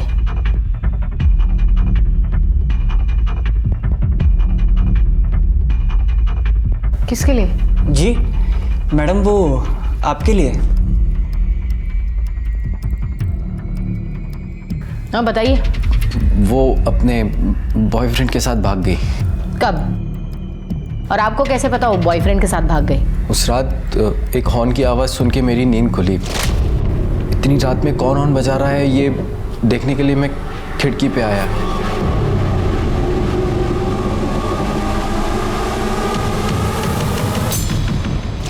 एक मिनट, आपकी बीवी और आप एक कमरे में एक दूसरे के आजू बाजू में सोए थे और आपको पता ही नहीं वो भाग गई? नहीं, वो उस रात मैं दूसरे कमरे में सोया था। क्यों? मेरा व्रत था इसलिए। क्या हम ये कहानी मान ले? आपकी बीवी भाग गई, कंप्लेन क्यों नहीं लिखवाई? वो कैसे बताते? बदनामी से किसे डर नहीं लगता है। और हमारी बहू तो उसके आशिक के साथ भाग गई, ये जानने के बाद तो गांव वाले हमारा जीना मुश्किल कर देते। आपको भी डर था बदनामी का? इज्जत कमाने में सालों लग जाते हैं। देख, 2 कौड़ी की लड़की के लिए इज्जत को कैसे दांव पे लगा सकते हैं? ये बताइए उसके बॉयफ्रेंड का नाम क्या है? उसका नाम शायद नवीन था। शिरके प्रिया की मोबाइल सर्विलेंस पे लगा दो, उसकी कॉल डिटेल्स निकलवाओ, पता करो वो सबसे ज्यादा किससे बात करती है। एक बार उसके बॉयफ्रेंड का पता चलेगा तो उस तक पहुंचना आसान होगा।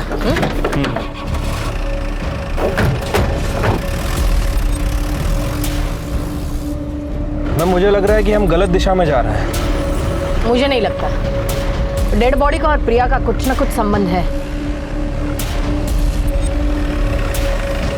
मैडम, प्रिया के बारे में कुछ पता चला? हाँ काका, वो अपने बॉयफ्रेंड के साथ भाग गई। नहीं मैडम नहीं, वो लोग झूठ बोल रहे हैं। रोशन की ये दूसरी शादी है।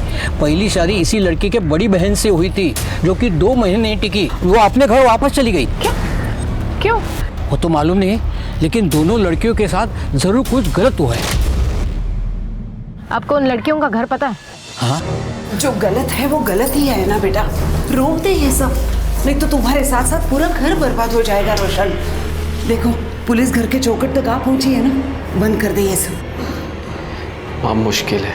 अरे मैं तुम्हारे लिए दूसरी लड़की देखती हूँ। रोशन सुन, किस्मत से ज्यादा किसी को क्या मिला है मैडम? मेरी दोनों बेटियों की किस्मत ही खराब। ये सब उस रोशन की वजह से ही हुआ है। उसने और उसके परिवार ने मिलकर मेरी दोनों बेटियों की जिंदगी बर्बाद कर दी। मैडम मुझे ये बताइए, आपकी बेटी प्रिया, उसने भागने से पहले आपसे बात की थी? प्रिया? ये खबर मुझे आपसे पता चली। ये बताइए आपकी दूसरी बेटी चित्रा कहाँ है? नागपुर मुबाशी के आश्रम में। क्यों? मैडम उसे बहुत सदमा लगा था। जब उसकी शादी टूट गई तो वो कुछ अजीब सी हरकतें करने लगी थी। पूरा पूरा दिन स्मशान में बैठ जाती थी। क्या चल रहा है सब यहाँ पे? धीरे धीरे ये बात सारे गांव में पता चली तो सारे लोग उसके बारे में बात करने लगे। हर कोई उसे डरने लगा है। सुना है जिसके साथ उसका झगड़ा है उसके ऊपर काला जादू करती है चित्रा। देखिए, मेरे बेटे की वजह से आप लोगों को जो तकलीफ हुई है, क्या करता मैं तुम्हें सगन से माफी मांगता हूँ। दिनकर बाबू, माफी मांगने से कुछ नहीं होगा। आप हम सब से वादा कीजिए गांव वालों से कि आप आपकी बेटी को गांव के बाहर छोड़ के आएंगे, नहीं तो पंचायत फैसला करेगी। क्यों गांव वालों? चलो रे, चलो। ओ भाऊ, देवा, आता काय करायचं? पूरे गांव वालों के साथ कैसे लड़ेंगे? इसीलिए तो कब से कह रही हूँ, सन्यासी बनना है मुझे, मुंबा जी के आश्रम में छोड़ाओ, फिर कोई कुछ नहीं कहेगा। हमें उसकी फिक्र थी मैडम, इसलिए इन्होंने छुट्टी ली और उसे मुंबा जी के आश्रम छोड़ा। कहाँ काम करते हैं आप? न्यू लाइफ बैंक में मैं सिक्योरिटी गार्ड हूँ। मुझे चित्रा का नंबर चाहिए। हाँ देता हूँ मैं। वैसे वो मुंबा जी का आश्रम है कहाँ? रामटेक। शिर्के, कैसी लगी कहानी? काफी इंटरेस्टिंग थी। अब पता करो कहानी में सच कितना है झूठ कितना है। चित्रा के साथ साथ दिनकर का मोबाइल भी सर्विलियंस पे लगा दो, तब पता चलेगा दिनकर ने चित्रा को सच में मुंबा जी के आश्रम में छोड़ा था या सिर्फ कहानी बनाई थी।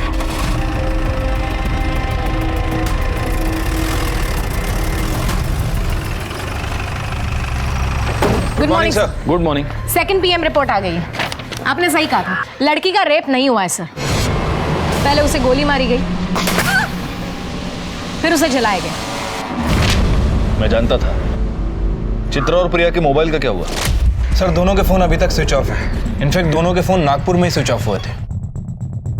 इसका मतलब चित्रा भी आश्रम में नहीं है। और दिनकर की phone location? Sir mobile location के हिसाब से दिनकर ने ही चित्रा को मुंबा जी के आश्रम में छोड़ा था। सर एक्चुअली PM रिपोर्ट में और एक चौंका देने वाली बात है। क्या? विक्टिम के बॉडी में मेल्टेड बुलेट मिली है sir. Melted bullet? Yes. Dinkar bank का सिक्योरिटी गार्ड है, उसके पास राइफल तो होगा ही। ये दिनकर और रुक्मिणी जरूर हमसे कुछ छुपा रहे हैं। एक ही घर की 2 लड़कियां गायब होती हैं और ना मायके वालों को कुछ पड़ी है ना ससुराल वालों को। कहीं ये लाश इन दोनों बहनों में से किसी एक की तो नहीं है। लेकिन अगर हम सही दिशा में जा रहे हैं तो ये दोनों बहनें नागपुर से इतनी दूर मर्डर स्पॉट पर उस खेत में क्या करने गई थी? नहीं, कुछ तो है जो हमसे छूट रहा है। एक काम करो, दिनकर और सावित्री का DNA इस लाश के साथ मैच करो। इन 2 बहनों में से किसी एक का मिलना हमारे लिए बहुत जरूरी है। और शिर्के, तुम मुंबा जी आश्रम हुआ, हो सकता है वहां कुछ लीड मिल जाए। ठीक है सर।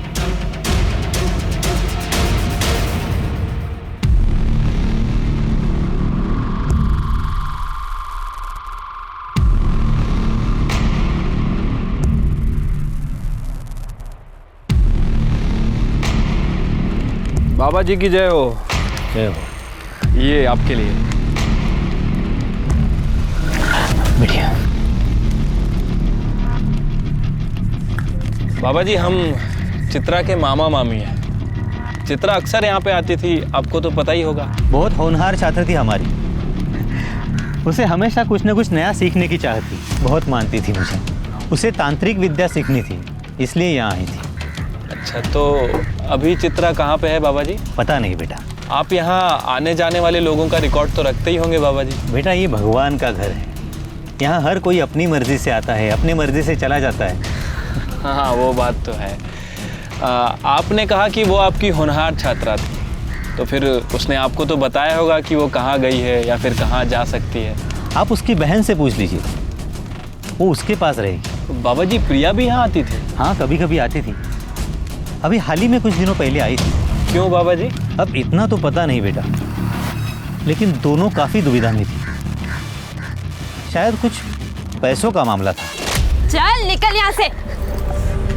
अब काय को आई है मेरे पास पैसे मांगने? हाँ, जब तेरे को चिल्ला चिल्ला कर बोल रही थी कि मत कर उससे शादी। अरे शुक्रिया तो तुझे मेरा करना चाहिए।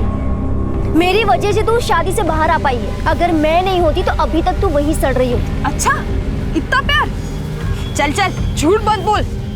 बढ़िया ये एहसान करने वाली। और एक बात याद रख, मैंने नहीं बोला था तुझे उस दलदल में जाने को। हाँ, अब गई है ना तो खुद ही बाहर निकल। हाँ, निकल जाऊं। मुझे पैसे की जरूरत। मेरे पास कहाँ है पैसे? ठीक है, तू बाबा को फोन लगा और बोल तेरे हिस्से के जो पैसे है ना वो मुझे दे दे। तू जानती नहीं है दीदी, नवीन को पाने के लिए मैंने उस घटिया रोशन से शादी की है। मतलब समझ रही है मैं क्या क्या कर सकती। चल ला पैसे निकाल। की दे रही है मुझे? जा, नहीं देती पैसे। जो करना है कर ले, चल जा। दोनों बहनें गायब थी। दोनों में पैसों की वजह से अनबन हो चुकी थी। क्या ये कारण था उन दोनों में से किसी एक के कत्ल का, या फिर कारण कुछ और था जहां पुलिस अभी तक पहुंच नहीं पाई थी? सावित्री और दिनकर की DNA रिपोर्ट से यह साबित हो चुका था कि कत्ल चित्रा या प्रिया में से किसी एक का हुआ था, लेकिन किसका? और आखिर इसके पीछे की वजह क्या थी? मेरे बच्चे। दूसरी रिपोर्ट से यह साबित हो गया था कि लड़की का बलात्कार नहीं हुआ था, और उसके शरीर में मिली मेल्टेड बुलेट यह बता रही थी कि उसकी गोली मारकर हत्या की गई थी। क्या राइफल याद है? इसी से मारा ना अपनी बेटी को? नहीं मैडम, भला मैं क्यों मारूंगा अपने बेटी को? क्या वजह हो सकती है? अगर तुमने चित्रा को मारा है तो वजह यह है कि तुम उससे तंग आ गए थे, क्योंकि चित्रा अपनी शादी तोड़कर तुम्हारे पास वापस आ गई थी, तुम्हारी नाक कट गई थी। और अगर तुमने प्रिया को मारा है तो उसकी वजह भी हम पता लगा लेंगे। नहीं साहब, मैं सच बोल रहा हूँ, मैंने किसी को नहीं मारा है, आप यकीन कीजिए मेरा। फिर ये राइफल खाली क्यों है? साहब कैसे सांगू तुम्हाला, हमें बुलेट्स घर लाने के लिए अलाउड नहीं है, और वैसे भी ड्यूटी खत्म होते ही मैं बुलेट्स सरेंडर कर देता हूँ। अच्छा, इस कागज में साफ लिखा है कि तुमने 2 एक्स्ट्रा बुलेट्स खरीदी थी, उसका क्या? साहब वो दशहरे के दिन शस्त्र पूजा होती है ना, उस दिन मैं एक बुलेट फायर करता हूँ। पिछले साल भी दशहरे के दिन मैंने एक बुलेट फायर की थी। और दूसरी बुलेट सीधे अपनी बेटी पे फायर की है ना? नहीं साहब, वो बुलेट जो है ना, एक बुलेट वो मैं शिकार पे गया था तभी फायर की थी मैंने। झूठ बहुत अच्छा बोलता है रे तू, लेकिन बैलिस्टिक रिपोर्ट से ये पता चल जाएगा कि तूने अपनी बेटी का मर्डर किया है या नहीं। पुलिस अभी तक इस नतीजे पर नहीं पहुंची थी कि आखिर कत्ल किसका हुआ है, प्रिया का या चित्रा का। केस अंदर ही अंदर नया जाल बुन रहा था, और तभी पुलिस के हाथ इस केस की सबसे महत्वपूर्ण कड़ी लगी। प्रिया का बॉयफ्रेंड नवीन, जो अब तक फरार था। प्रिया की शादी होने के बाद तुम्हारा उसमें इंटरेस्ट खत्म हो चुका था, लेकिन प्रिया सिर्फ तुम्ही से शादी करना चाहती थी, और वो इसलिए तुमसे जबरदस्ती कर रही थी। उससे तंग आकर तुमने प्रिया का मर्डर कर दिया, और उसकी लाश कोई ना पहचाने इसलिए उसकी लाश को जला दिया। ये हमको पता है। अब तुम सिर्फ इतना बताओ कि वो राइफल कहां से लाए थे। नहीं सर, मैंने कुछ नहीं किया सर, और प्रिया जिंदा है। क्या? प्रिया जिंदा है? हाँ सर, और हम दोनों ने शादी भी कर ली है। सर, प्रिया के आई बाबा ने उसकी शादी रोशन से तय की थी। और इसके बावजूद तुमने प्रिया से शादी की? हाँ सर, उसके शादीशुदा होने के बावजूद भी मैंने उससे शादी कर ली, क्योंकि सर उसने जो मुझे दिखाया सर, वो देख के मैं हैरान हो गया था। प्रिया तू काम आजा आगे लग लिया। नवीन, तुम इतना सोच क्यों रहे हो? अब जल्द से जल्द हम भाग जाते हैं, फिर सारी जिंदगी हम साथ में रहेंगे। नवीन, काय झालंय तुला?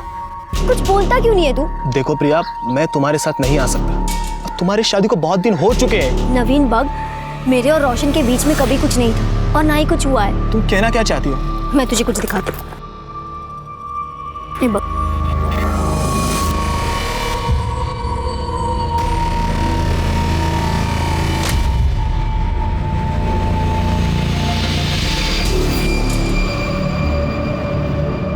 मुझे तो रोशन और उसके बॉयफ्रेंड प्रतीक पर ही शक है। उन दोनों ने मिलकर ही खून किया होगा। हो सकता है गुप्ता मैडम, लेकिन वो राइफल कहां से आया इन दोनों के पास? अगर मर्डर वेपन के बारे में कोई सबूत हमें मिल जाए तब हमारा शक जायज। सर, इस नवीन का क्या करना है? एक काम करो, नवीन को लेकर उसके गांव वाले घर जाओ, वहां पर प्रिया होगी, उसे कस्टडी में लेना। और एक काम करना, उस घर की तलाशी भी लेना, हो सकता है वहां हमें कोई राइफल मिल जाए।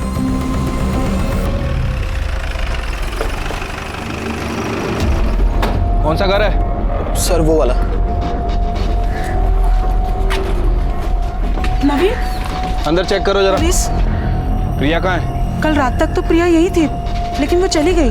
कहाँ चली गई? कुछ बता के तो गई होगी ना? हाँ, उसने कहा नवीन का फोन आया था और वो गई। सर, अंदर प्रिया नहीं है। मुझे लगा कि नवीन ने उसे बुलाया होगा। मतलब प्रिया के पास मोबाइल फोन है? जी। तुम्हारा फोन दो। ये फोन कस्टडी में रखो, आज नहीं तो कल प्रिया जरूर इसे फोन करेगी। प्रिया जिंदा है क्योंकि अभी अभी 4-5 घंटे पहले वो नवीन के घर से भागी है। इसका मतलब मर्डर चित्रा का हुआ है। लेकिन प्रिया ने कुछ किया ही नहीं है, तो वो भागी क्यों? हो सकता है प्रिया ने ही चित्रा का मर्डर किया हो, वजह कुछ भी हो सकती है। सर, लेकिन रोशन को चित्रा से प्रॉब्लम थी, क्योंकि उसे लड़कियों में कोई दिलचस्पी नहीं थी। सर, शहर में जिन लोगों के पास लाइसेंस राइफल है, ये उसकी लिस्ट है।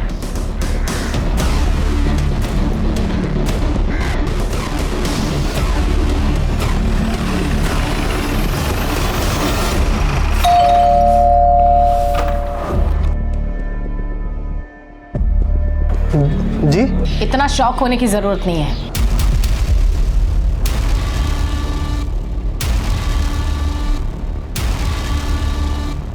तुम्हारे और रोशन के निजी मामलों के बारे में हमें पता चल गया है।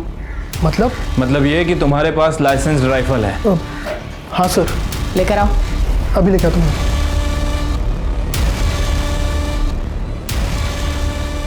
बुलेट्स कहाँ है? हाँ सर।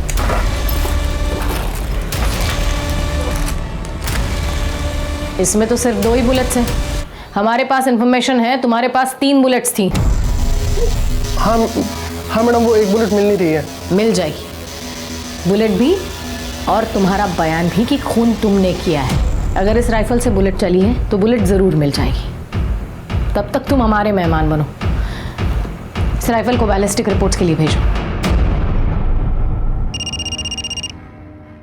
सर सर नवीन का फोन बज रहा है। जल्दी से सर और मैडम को बुला के लाओ। हो सर। नवीन, तुम्हारा फोन बज रहा है, लैंडलाइन से, शायद प्रिया का हो सकता है। स्पीकर ऑन करो और बात करो। हेलो नवीन, कहाँ हो तुम? प्रिया, तुम ठीक तो हो ना प्रिया? तुम्हारी आवाज ऐसी क्यों आ रही है? नवीन बताओ ना, कहाँ हो तुम? प्रिया, मैं यही हूँ। तुम मुझे बताओ, तुम कहाँ हो? मुझे बहुत डर लग रहा है नवीन, कुछ ठीक नहीं लग रहा है। प्रिया, तुम शांत हो जाओ, पहले मुझे बताओ तुम कहाँ हो? नवीन मुझे बहुत डर लग रहा है। प्रिया, इस वक्त नवीन हमारी कस्टडी में है और सेफ है। मैं पुलिस डिपार्टमेंट से बात कर रही हूँ। Police department? तुम्हें डरने की जरूरत नहीं, तुम भी हमारे साथ सेफ हो। बस इतना बताओ इस वक्त तुम हो कहाँ? मुझे फिर से वहां नहीं जाना। मुझे रोशन और उसके घर वालों के बीच नहीं जाना मैम, प्लीज।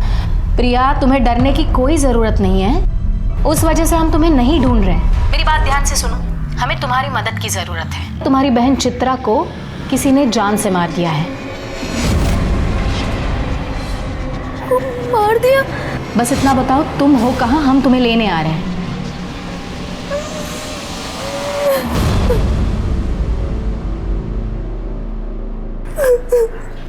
अब हमें बताओ तुमने चित्रा को क्यों मारा? मैंने ऐसे कुछ नहीं किया मैडम। मैं अपनी ताई को क्यों मारूंगी? तुम झूठ बोल रही हो। सच ये है कि तुम मंबाजी आश्रम गई थी चित्रा से मिलने के लिए। वहां पर तुम्हारा और चित्रा का झगड़ा हुआ। झगड़ा पैसों को लेकर हुआ था। तुमने चित्रा के पास पैसे मांगे, चित्रा ने तुम्हें पैसे देने से इनकार कर दिया। इसलिए फिर तुमने कॉल करके चित्रा को बुलाया और उसका मर्डर कर दिया। नहीं सर, ये सब झूठ है। मैंने मेरी ताई को नहीं मारा और हमारे बीच कोई झगड़ा भी नहीं हुआ था। अवधूत ने तो हमें बताया तुमने चित्रा को जान से मारने की धमकी दी थी। नहीं मैम, ये सब झूठ है। धमकी दे रही है तू मुझे? जा, नहीं देती पैसे। जो करना है कर ले, चल जा। धमकी नहीं दे रही हूँ दीदी, मैं खुद बहुत परेशान हूँ। मैं नवीन से बहुत प्यार करती हूँ दीदी, और सिर्फ आप ही हो जो मेरी मदद कर सकते हो। मैं नवीन से शादी करना चाहती हूँ। उसके लिए मुझे थोड़े पैसों की जरूरत है, और मैं आपको वादा करती हूँ कि मैं आपको सारे पैसे लौटा दूंगी। बस अपनी बड़ी बहन से थोड़ी मदद मांगने आई। तुझे नवीन से शादी करनी थी तो उस रोशन से शादी क्यों की? तुझे क्या लगता है आई बाबा नवीन के साथ शादी करने के लिए तैयार हो जाते? नहीं, इसलिए मैंने प्लान बनाया कि मैं रोशन के साथ शादी करूंगी, फिर उसको छोड़ के भाग जाऊं। और मैंने वैसा ही किया दीदी। दीदी प्लीज मेरी मदद कर दे, प्लीज दीदी। ठीक है, तू एक काम कर, तू जा और सारी तैयारियां कर। पैसों का बंदोबस्त हो जाएगा। पर दीदी तू इतने पैसे लाएगी कहाँ से? तेरे ससुर से। और वो तुझे पैसे क्यों देंगे? उन्हें देना ही होगा। काम जो ऐसे किए हैं उन्होंने, हर चीज का हर्जाना भुगतना पड़ेगा। आप यहाँ क्या कर रहे हैं? काय झालं ग? घाबरू नको। छोड़िए मुझे। थाम थाम थाम थाम। तुम अभी जवान हो, तुम्हारी भी कुछ जरूरत है ना? मैं है ना, मैं पूरा करूंगा तुम्हारी जरूरत। हाँ। छोड़िए मुझे। तुमने चित्रा के साथ जबरदस्ती की, बाद में चित्रा ने तुम्हें ब्लैकमेल करना शुरू किया, तुमसे पैसे मांगने शुरू किए, और इसलिए तुमने उसका मर्डर कर दिया। देखो सच सच बता दो, वरना शिरके और भी तरीके जानता है मुंह खुलवाने के। शिरके मर बता। हाँ मैं मानता हूँ मैंने चित्रा के साथ जबरदस्ती की थी, लेकिन मैंने उसे नहीं मारा साहब, बल्कि वो मुझे मारना चाहती थी। वो क्यों? चित्रा मुझे आश्रम से फोन किया करती थी, कहती थी कि मैंने उसके साथ जो भी किया वो उसका बदला लेगी, काला जादू करके मुझे मार डालेगी। मैं बहुत डर गया था साहब, बहुत डर गया था मैं। अगर काला जादू करके किसी को मारा जा सकता तो दुनिया के सारे इंसान एक दूसरे को अब तक खत्म कर चुके होते। मैं सच कह रहा हूँ साहब, मैंने कुछ नहीं किया, कुछ नहीं किया मैंने। तो ऐसे सच नहीं बोलेगा। शिर्के, इसके सारे कॉल रिकॉर्ड्स निकालो, पता करो कि किसके साथ कांटेक्ट में था, कहाँ जाता था, और सबसे जरूरी बात, इस पर रेप केस फाइल करो। कौन सा रेप साहब? बताने वाली तो मर चुकी है, बॉडी कुछ नहीं कह सकती, और रेप को तो बहुत दिन हो गए, अब कुछ नहीं साबित हो सकता। सर कृष्णा सही कह रहा है, कृष्णा ने रेप किया है प्रूव करना बहुत मुश्किल है। लेकिन हमें कोशिश तो करनी होगी।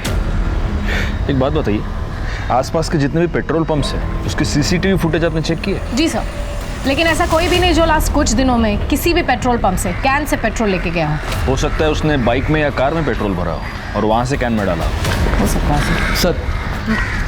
Ballistic report. इस रिपोर्ट के मुताबिक दिनकर की राइफल से कोई बुलेट फायर नहीं हुई, लेकिन प्रतीक की राइफल से हुई है। सर प्रतीक के घर से हमने जो राइफल बरामद की थी उसमें से एक बुलेट मिसिंग थी। क्यों मारा तुमने चित्रा को?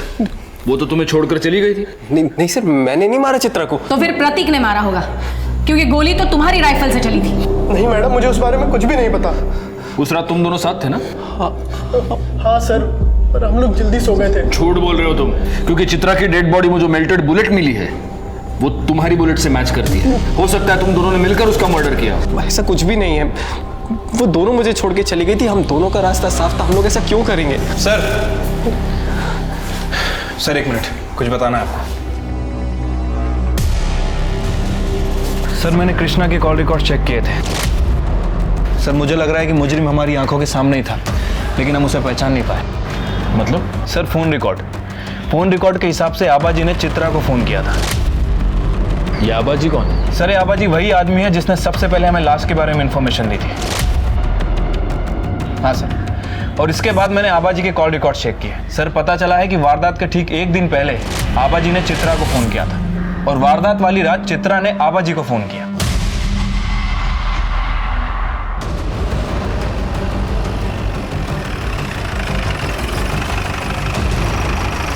शिर्के, घर की तलाशी लो। मैडम मैडम मैडम बताइए ना क्या हुआ? क्या हुआ, कब हुआ, कैसे हुआ, सब पता चलेगा तुझे। पकड़ूं ठेवायला। अरे मैडम माझं ऐका ना।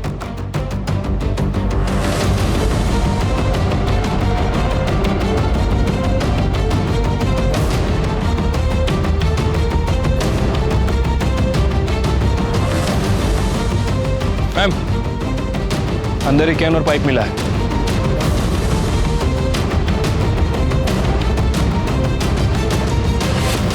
मैंने चित्रा को नहीं मारा साहब, मैं उसे क्यों मारूंगा? वो मुझे जानती तक नहीं थी। वो तुम्हें जानती नहीं थी, लेकिन फिर भी तुम उसको फोन करते थे। मर्डर के एक दिन पहले तुमने चित्रा को फोन किया था, मर्डर वाले दिन चित्रा ने तुम्हें फोन किया था, कृष्णा ने भी तुम्हें फोन किया था। ये सब इत्तेफाक है। इतना ही नहीं, मर्डर वाले दिन तूने अपनी बाइक में पेट्रोल भरवाया, और वो भी फुल टैंक। सीसीटीवी फुटेज में दिख रहा है पेट्रोल पंप की। अगले दिन तूने फिर पेट्रोल भरवाया, और उस दिन तो तू गांव से बाहर भी नहीं गया। 10 लीटर पेट्रोल पी गई तेरी बाइक। हाँ, ये ऐसे नहीं बोलेगा। रिका में सर, क्या कृष्णा लगे उन्हें? साहब इन्होंने मुझे फोन नहीं किया था। झूठ मत बोलो, हमारे पास सबूत है कि इसने तुम्हें फोन किया था। आबाजी ने खुद बताया कि उन्होंने तुम्हें फोन करके बताया चित्रा वहां पर पहुंच चुकी है, तुम भी पहुंच जाना। तुम वहां पर पहुंचे और चित्रा का खून किया। खोटे थे, झूठ है साहब। तो सच क्या है? जब से वो चित्रा मुझे धमकी देने लगी है, मैं तो घर से बाहर भी नहीं निकला। मेरा फोन भी रुक्मिणी के पास था। झूठ मत बोलो। मतलब तुमने फोन कृष्णा को नहीं, रुक्मिणी को किया था? मेरे पास चित्रा को मारने के अलावा कोई रास्ता नहीं था। मेरे पति को बचाने के लिए मुझे ये करना पड़ा। इनकी जान को खतरा था चित्रा से। अरे क्या हुआ आपको? चलो चलो ऊपर बैठिए। ये क्या हो गया, क्या हो गया आपको? क्या हुआ, क्या मुझे बताइए। चित्रा ने जादू टोना किया है मुझ पर। जादू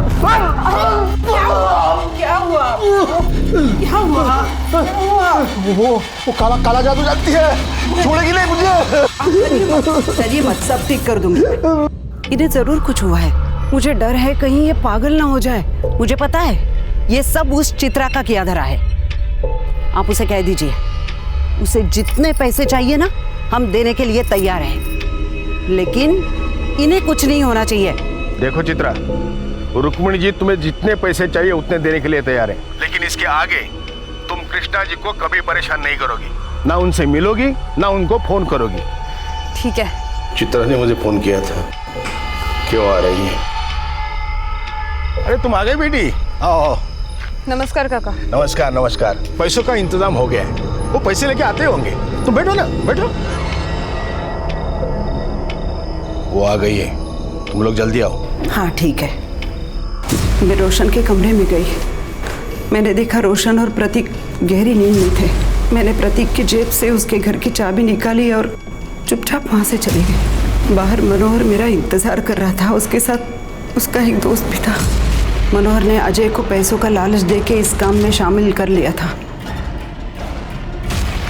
वो देखो सामने बैठिए, सामने। चलो चलो चलो, पकड़ उसे। कौन हो तुम लोग? बंदूक? अरे चलो जाओ। प्रतीक की बंदूक लेके हम वहाँ पहुंचे और चित्रा कुछ जान पाए उसके पहले ही उसका मुंह बंद कर दिया और उसे बचाओ! अबे रुक, पकड़ उसे, रुक। गोली की आवाज आबाजी के लिए इशारा था। ये पेट्रोल लेके खेत में पहुंचे।